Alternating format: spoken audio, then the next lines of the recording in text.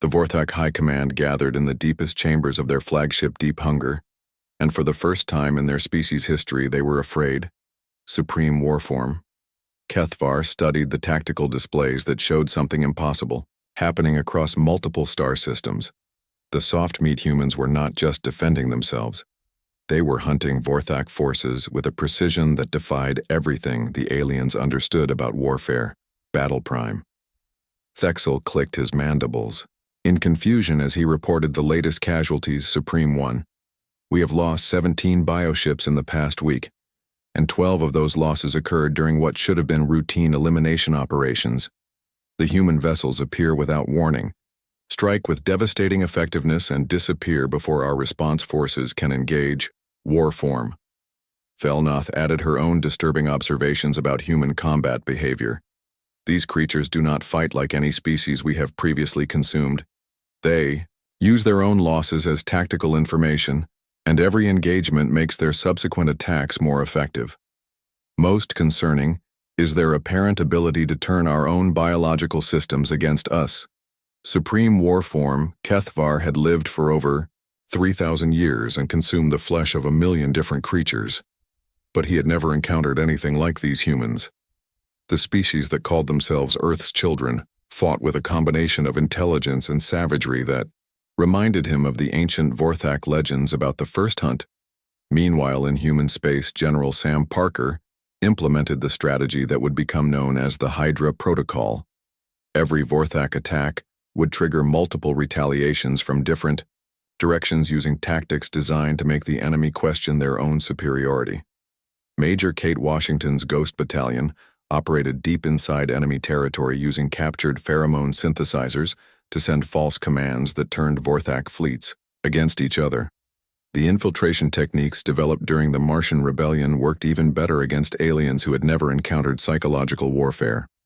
Washington crouched in the maintenance tunnels of a Vorthak bioship and watched enemy warriors tear each other apart because they believed their fellow soldiers were traitors. The pheromone bombs she had planted throughout the vessel were broadcasting conflicting loyalty signals that drove the insectoid minds into paranoid fury. Tony Martinez had turned Jupiter's radiation storms into weapons and seeded the asteroid fields with mines that could distinguish between human and alien vessels. His demolition expertise combined with Federation technology created trap systems that could destroy entire Vorthak fleets without risking a single human life. Martinez watched from his hidden command post as another group of enemy bioships triggered his electromagnetic pulse mines. The alien vessels convulsed and went dark as their biological nervous systems overloaded from the massive energy discharge. Master Chief Linda Johnson led boarding parties that systematically captured Vorthak ships and turned them into intelligence-gathering platforms. Her soldiers had been trained in techniques that made them more terrifying than the aliens they fought. Johnson kicked down the bulkhead door and her team swept into the Vorthak command chamber with weapons that made sounds like screaming metal. The enemy warriors tried to resist, but human combat doctrine had prepared for this situation. Every movement was calculated to maximize psychological impact while delivering lethal force with surgical precision. The turning point came at the Battle of Jupiter's Edge, where Admiral Ryan Blake and the awakened warriors demonstrated what human warfare looked like when survival was at stake. Captain Jake Morrison commanded a fleet of retrofitted Federation vessels, crewed by soldiers who had learned to think like predators instead of peacekeepers. The battle began when Vorthak advance forces detected what appeared to be a vulnerable human supply convoy moving through the outer system. The alien commanders saw an opportunity for an easy victory that would provide resources for their continued advance toward Earth. But General Parker had spent months preparing this battlefield, and the convoy was bait for a trap that would redefine space warfare. As the Vorthak bioships moved into attack formation, they entered a kill zone that had been constructed with the same attention to detail that human architects used for building cathedrals. Jupiter's magnetic field had been weaponized using techniques developed by Tony Martinez during the siege of Neo-Moscow. The gas giants' radiation belts became streams of deadly particles that could disable bioship nervous systems. Asteroid mining platforms had been converted into kinetic bombardment stations that could accelerate chunks of rock to relativistic velocities. Moons of Jupiter had been turned into fortress worlds bristling with weapons that made the Vorthak advance look like insects flying into a spider web. Captain Morrison watched from his command bridge as the enemy fleet realized they were not attacking a convoy but entering a carefully constructed killing field. His crew had been transformed by human military training from peaceful explorers into something that made veteran Vorthak warriors nervous. The battle unfolded with a precision that would have impressed the ancient generals whose tactics were now being used against an alien enemy. Phase 1 involved electromagnetic pulse attacks that disabled Vorthak communications and left their bioships isolated and confused. Phase 2 implemented kinetic bombardment from multiple angles that prevented the aliens from organizing effective defensive formations. Phase 3 introduced boarding parties led by Master Chief Johnson, who turned captured enemy vessels into weapons against their own fleets. The climax came when Tony Martinez detonated a series of charges that he had been placing for weeks throughout Jupiter's upper atmosphere. The explosions redirected atmospheric storms and created electromagnetic phenomena that swept through space like invisible tsunamis. Vorthak bioships that had seemed invincible suddenly found their biological systems shutting down as massive energy pulses overloaded their nervous networks. In the silence that followed the last explosion, human boarding parties began the systematic capture of enemy vessels. For the first time in Vorthak history, their warriors experienced something they had no name for in their language. They were afraid. The enemy that they had dismissed as soft meat was systematically dismantling their fleets using techniques that turned every engagement into a learning experience. Captain Morrison received reports from across the battlefield that confirmed what everyone already knew. The Vorthak were not just losing, they were being hunted by an enemy that understood warfare better than they did. General Parker's voice came through the communication system with words that would echo through galactic history. All units. This is General Parker. The enemy is retreating toward their stronghold positions, but we are not going to give them time to regroup. Phase 4 of the Hydra Protocol begins. Now every Vorthak vessel that escapes this battle will carry the knowledge that humanity does not just defend its territory. We eliminate threats to our continued existence, and we do it with extreme prejudice. The Vorthak fleet that had entered the Jupiter system with confidence in their inevitable victory limped away with barely a quarter of their original numbers. Behind them they left debris fields that would serve as monuments to the day when Earth's deadliest warriors taught the galaxy that predators could become prey. Supreme war form. Keithvar received the battle reports in his command chamber and felt something his species had not experienced in millions of years. These humans fought with a combination of intelligence, creativity, and ruthless efficiency that exceeded even Vorthak capabilities. They did not just react to attacks, they anticipated enemy moves and prepared countermeasures that turned Vorthak strengths into weaknesses. Most disturbing of all, they seemed to enjoy the process of systematic destruction that they called warfare. The Supreme War Form looked at his tactical displays showing human forces advancing toward Vorthak territory and made a decision that would have been unthinkable just weeks before. It was time to consider retreat from this galaxy before these Earth creatures decided that the Vorthak species itself represented a threat that needed to be eliminated. General Sam Parker stood in the Federation war room, looking at tactical displays that showed everything wrong with how this war was being fought. The alien commanders around the table had been using the same strategies for thousands of years, and those strategies worked fine when everyone followed the same rules. But the Vorthak did not follow rules, and neither did humans when their survival was at stake. Parker pointed to the display showing recent battle reports and began explaining why. The Federation kept losing. You're fighting a defensive war against an enemy that feeds on your defeats and grows stronger every time you retreat. The Vorthak bioships consume everything they destroy, so every ship you lose makes their fleet bigger. Meanwhile, every engagement teaches them more about your tactics and capabilities. Major Kate Washington stepped forward and activated her own display, showing intelligence analysis that made several alien officers uncomfortable. We've been monitoring Vorthak.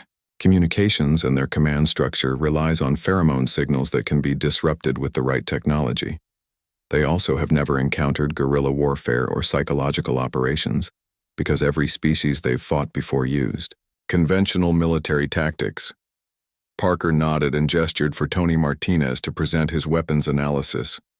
Staff Sergeant Martinez had spent 3 days examining Federation equipment, and his conclusions were not encouraging.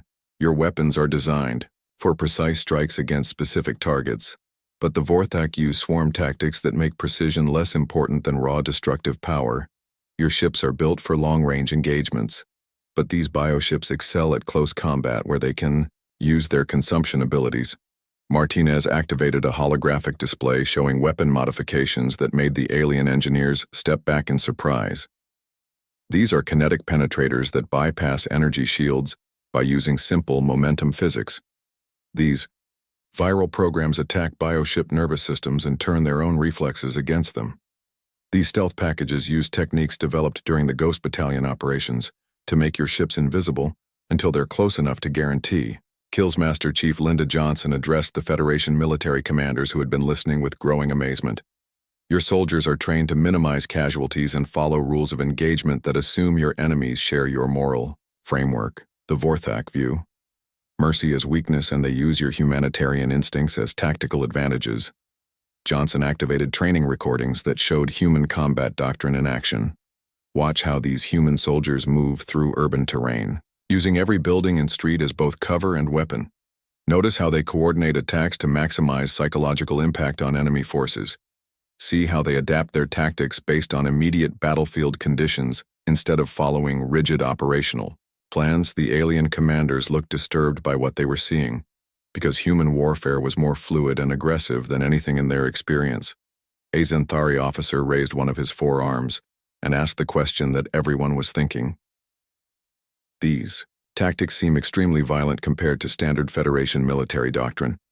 Are you suggesting we abandon our principles of civilized warfare? General Parker's expression became the kind of calm that preceded terrible violence. Officer, the Vorthak abandoned civilized warfare when they started eating entire worlds. You can either learn to fight like humans, or you can die like all the other species that tried to be civilized while facing an enemy that respects only strength. The room fell silent as the implications of Parker's words sank in. Dr. Lisa Carter stepped forward with biological analysis that supported the military assessment. My research shows that Vorthak psychology is built around dominance hierarchies where weakness triggers aggressive responses. They literally cannot understand concepts like mercy or strategic withdrawal. Because their evolution eliminated those traits millions of years ago, fighting them with conventional tactics is like trying to negotiate with a natural disaster. Parker turned back to the tactical displays and began outlining the new strategy that would change how this war was fought. Phase 1 involves retrofitting all Federation ships with human weapon systems and training crews in aggressive combat techniques. Phase 2 implements intelligence operations that will penetrate Vorthak command structures and turn their own biology against them. Phase 3 executes coordinated strikes designed to make the Vorthak question their assumption that they are the dominant predators in this galaxy. Captain Jake Morrison entered the war room with reports from the first test engagements using human tactics. His ship Aurora's Light had been retrofitted with Martinez's weapons and Washington's stealth technology. General, the modifications work better than we hoped. My ship engaged a Vorthak scout force at the edge of the asteroid belt, and we destroyed 4 bioships without taking any damage. The enemy seemed confused by our attack patterns, and their response time was significantly slower than previous engagements. Parker smiled with satisfaction because the results matched his predictions. Captain, how did your crew handle the transition to human combat doctrine? Morrison's expression became thoughtful as he considered the question. It took some adjustment, sir, because Federation training emphasizes protecting civilian populations and minimizing collateral damage. But once they understood that we were fighting for the survival of every living thing in the galaxy, they adapted quickly. The alien crew members were initially reluctant to use maximum force, but they learned fast when they saw how effective it was against the Vorthak Major. Washington activated intelligence reports that showed the broader impact of the new tactics. General, we're receiving confirmation that Vorthak fleets are beginning to modify their approach patterns. They're using more cautious advance formations, and their attack schedules are becoming less predictable. This indicates that they're starting to view human forces as legitimate threats rather than minor obstacles. Tony Martinez displayed technical readouts from captured Vorthak bioships that human boarding parties had secured. The enemy vessels show signs of adaptive modifications that suggest they're trying to counter our new weapons. However, their biological systems are not designed for rapid tactical evolution.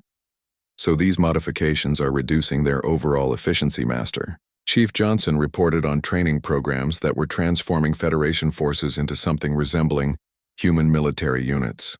Sir, we're seeing dramatic improvements in combat effectiveness across all species. The key was teaching them to think of warfare as a problem-solving exercise rather than a formal competition. Once they understood that the objective was to make the enemy stop fighting by any means necessary, they began developing their own innovative tactics. Parker studied reports from across Federation space, showing the results of human military doctrine being applied to the current crisis. Vorthak advance rates were slowing as they encountered resistance that actually fought back, instead of just defending enemy casualties, were increasing while Federation losses were decreasing for the first time since the war began. Most importantly, the Vorthak were beginning to show signs of uncertainty about their inevitable victory. The general turned to address the entire room, with words that would be remembered long after the war ended. Ladies, gentlemen, and fellow warriors, we are not just fighting to save the Federation, we are teaching this galaxy that predators can become prey when they encounter something more dangerous than themselves. The Vorthak believe they are evolution's perfect killers, but they have never met anything like humanity. We learned to fight by fighting each other, and we got very good at it. Now we're going to show these aliens why Earth's deadliest. Warriors only appear when all hope seems lost, because when humans have nothing left to lose, they become the most dangerous creatures in the universe. Deep under the Rocky Mountains where no sunlight had ever touched the walls, Colonel Amy Rogers walked through corridors that had been sealed for 2 centuries. The air tasted cold and metallic, as ancient systems came back to life and filled the underground facility with power for the first time since the last Great War ended. Amy had been the guardian of this place for 15 years, but she never thought she would actually have to use what was hidden here. The Titan Protocol was humanity's darkest secret, and its brightest hope rolled into one terrible package. Behind her walked Dr. Lisa Carter, who had flown down from the orbital command station to witness something that most people believed was just a legend.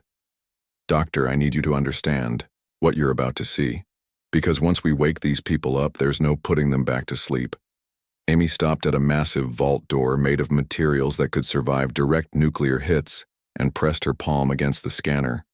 The door opened with a sound like thunder, and revealed a chamber that stretched away into darkness filled with rows of cryogenic pods that glowed with soft blue light. Each pod contained someone who had been sleeping for over 200 years. These were not ordinary soldiers who had been frozen as punishment or because they were sick. These were the most dangerous human beings who ever lived, and they had volunteered to sleep until the day when humanity needed them most. Amy walked to the first pod and read the name printed on the frosted glass: General Sam Parker, who had planned the siege of Neo-Moscow and saved 3 billion people by ending a war that could have lasted another 50 years. His face looked peaceful behind the ice, but Amy knew that when he woke up, those calm features would become something that made enemies run away screaming. Next to him was Major Kate Washington, whose Ghost Battalion had operated behind enemy lines during the Martian Rebellion and had broken the will of entire armies without firing a single shot. The woman in the pod looked small and harmless, but her file contained stories that would give normal people nightmares.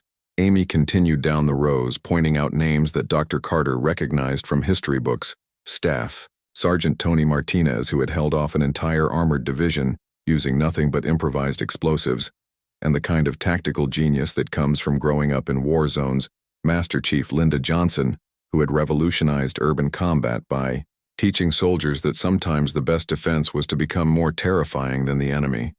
There were hundreds more pods containing men and women who had fought in wars that most people wanted to forget. The water wars, when humanity almost destroyed itself fighting over the last clean rivers. The corporate conflicts when private armies battled for control of entire star systems. The unification campaign when Earth's governments finally stopped fighting each other and started working together. Amy reached the central control station and began entering the codes that Admiral Blake had given her. "Doctor, these people have been sleeping since the end of the last war on Earth, and they went to sleep voluntarily because they knew that someday humanity might need them again."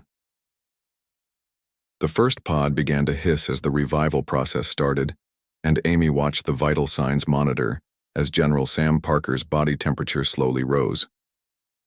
His heart started beating faster, and his brain patterns showed that he was beginning to dream.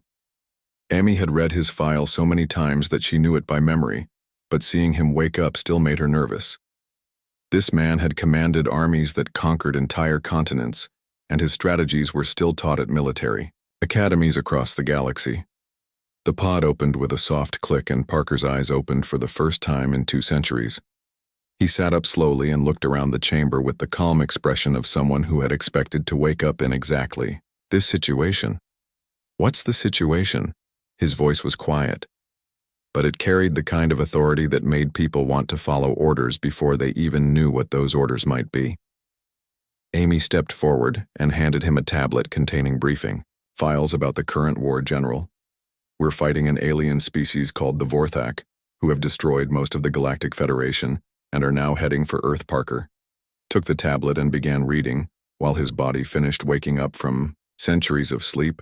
His augmented frame was covered with scars from battles that had ended before most of the current Federation was even formed. After a few minutes he looked up, and Amy could see that his calm expression had changed into something that would have made the Vorthak think twice about attacking humanity. "These aliens have never fought humans before, have they?" Amy shook her head and watched as Parker's mouth turned into a smile that was not pleasant to see. "Then they have no idea what they're walking into." More pods began to open as the revival process spread through the facility. Major Kate Washington emerged from her pod and immediately began assessing the tactical situation while her body adjusted to being awake. Tony Martinez sat up and started asking questions about Earth's current industrial capacity and what kind of weapons were available for modification. Linda Johnson climbed out of her pod and began doing stretching exercises that would have impressed Olympic athletes. Each of these people had been selected for the Titan Protocol because they represented the absolute peak of human military capability.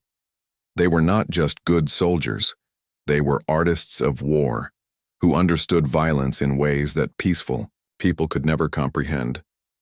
Amy watched as they gathered around the briefing station and began discussing the enemy with the kind of professional interest that doctors might show when examining an interesting disease. General Parker studied the tactical displays showing Vorthak fleet movements and ship capabilities. Major Washington analyzed intelligence reports about enemy psychology and behavior patterns. Tony Martinez examined technical specifications for Federation weapons and found them lacking in several important areas. Linda Johnson reviewed the current state of human military training and concluded that most modern soldiers were not prepared for the kind of war that was coming. After an hour of study, General Parker looked up from his analysis and addressed Colonel Rogers. "Colonel, I need to speak with Admiral Blake immediately, and I need access to Earth's military production facilities. These Vorthak may be good at killing soft targets, but they've never faced an enemy that knows how to fight a real war." Amy opened a communication channel to Earth's command center, and Admiral Blake's face appeared on the screen. Blake looked tired, but when he saw General Parker, his expression changed to something like relief mixed with worry. "General, it's good to see you awake, and I wish the circumstances were better." Parker nodded and got straight to business because he had never been one for small talk. "Admiral, I've reviewed your tactical situation, and it's worse than you probably realize, but it's not hopeless. The Vorthak are fighting the kind of war that worked against peaceful civilizations, but they're about to learn why humanity spent so much time fighting itself." Blake leaned forward with interest because he had been hoping that these ancient warriors would have some solution to the current crisis. "What do you need from us?"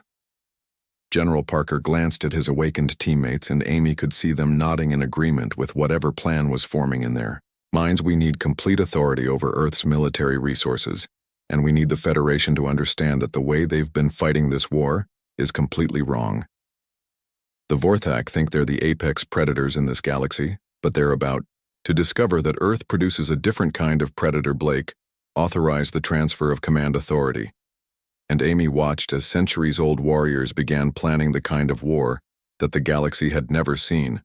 Major Washington started organizing intelligence networks that would penetrate deep into enemy territory. Tony Martinez began designing weapons modifications that would turn standard Federation equipment into tools of devastating effectiveness.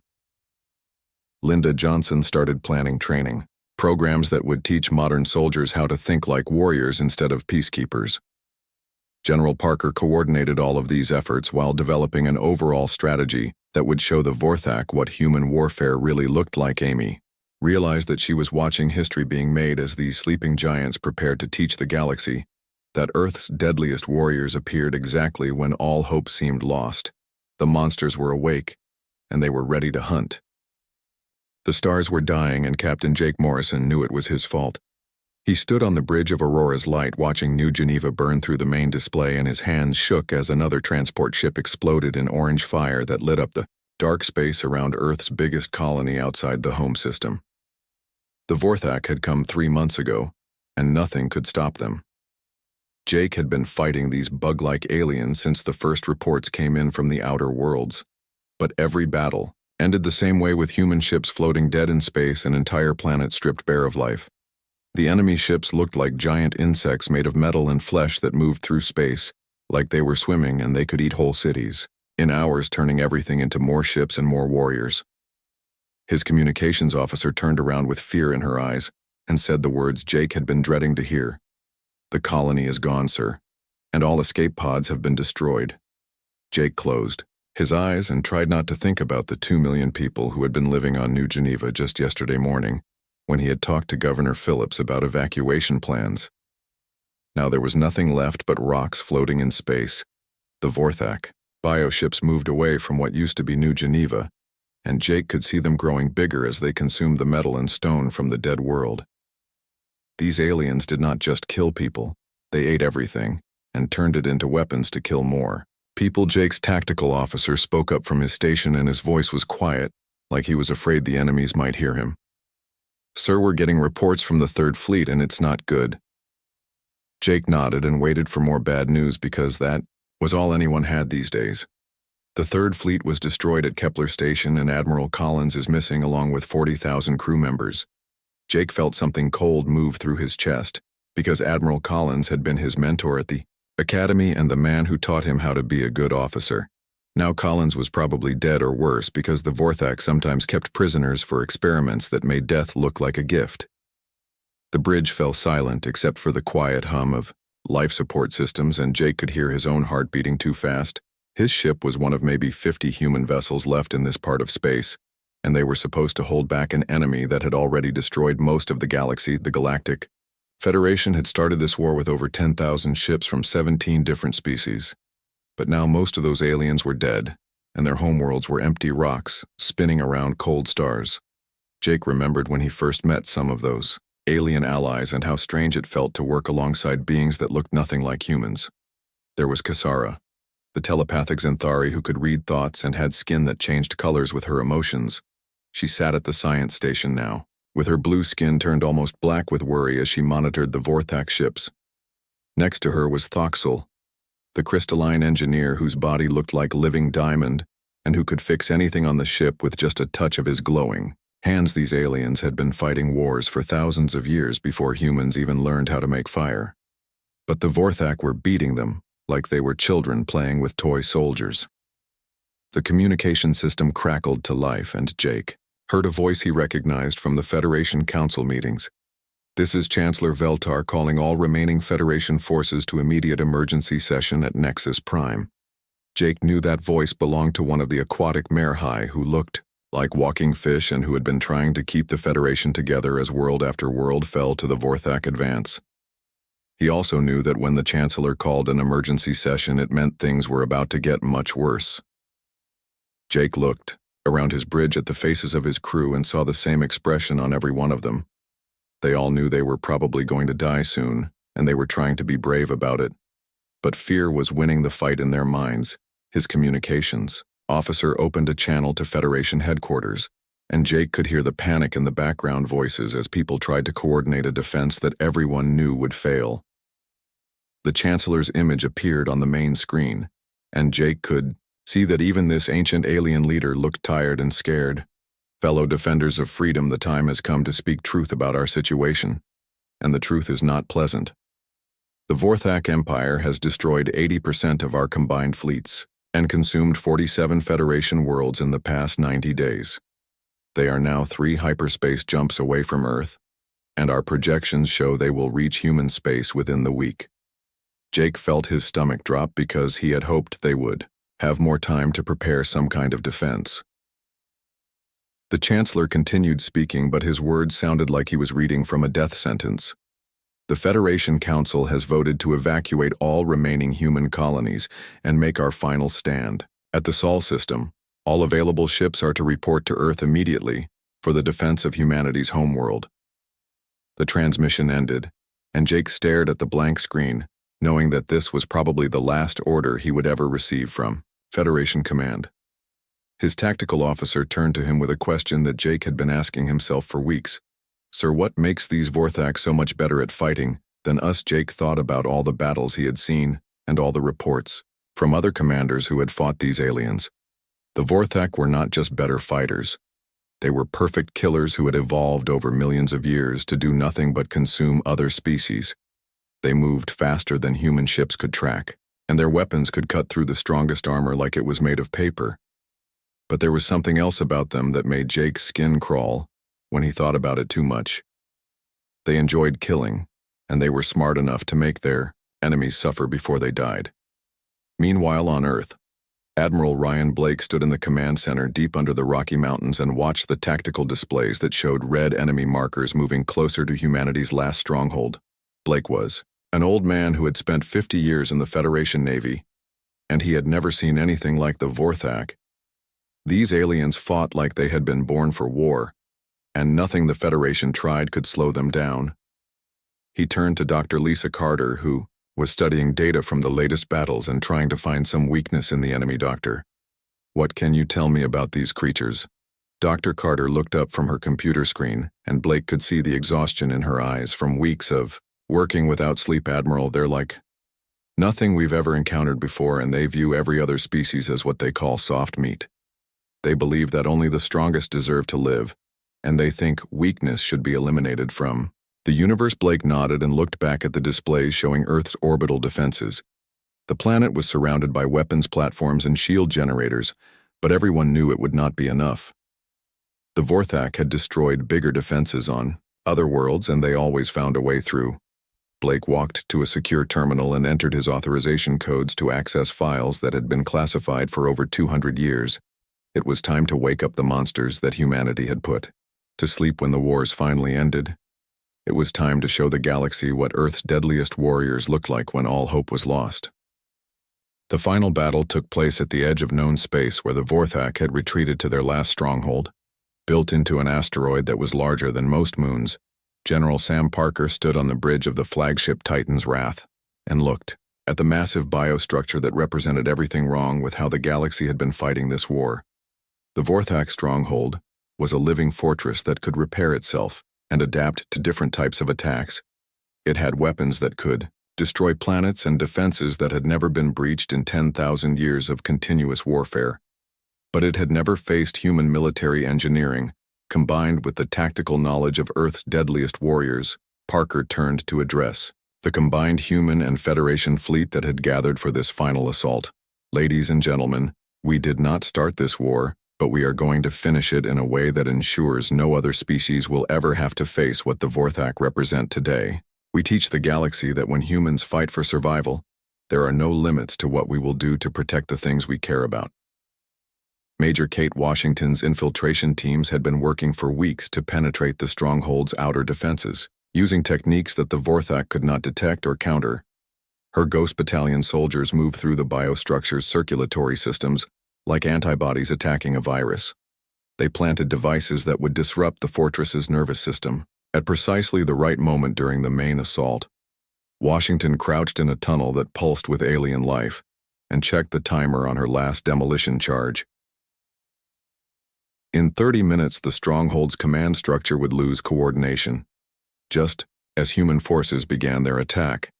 The aliens had built their fortress to be impregnable, but they had never considered that their enemies might get inside and attack from within.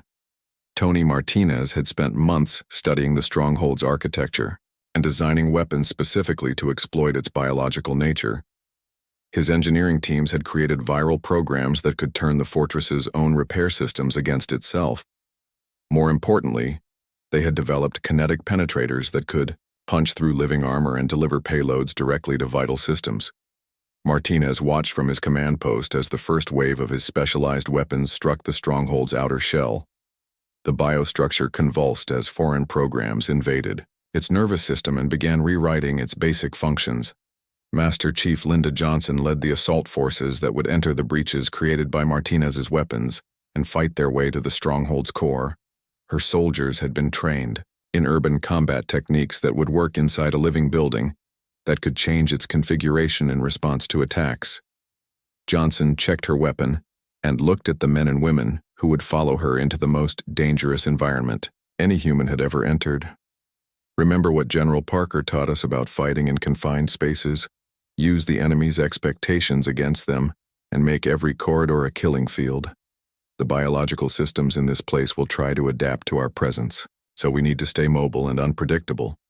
The assault began with coordinated strikes from every direction, as human forces implemented tactics that had been perfected during centuries of warfare against other humans. Parker watched from his command post as the battle unfolded according to plans that accounted for every possible enemy response. The Vorthak defenders fought with desperate ferocity, but they had never encountered enemies who treated their impregnable fortress as just another tactical problem to be solved. Washington's infiltration teams disrupted command and control systems. Just as the main assault reached critical phases, Martinez's weapons created breaches that allowed human forces to pour into areas that the aliens thought were completely secure. Johnson's soldiers advanced through corridors that writhed and changed around them while maintaining the kind of disciplined aggression that made experienced warriors proud.